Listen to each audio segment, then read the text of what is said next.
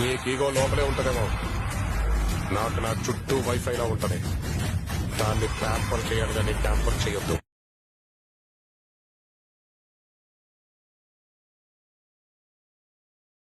నా కోట మీద దాడి చేసిన వీణ్ణేం చేయాలి? ఒక్కడు పోవడం రైటా?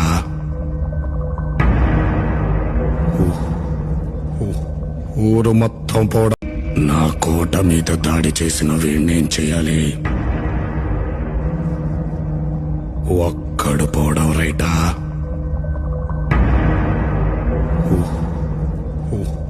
ఊరు మొత్తం పోవడం.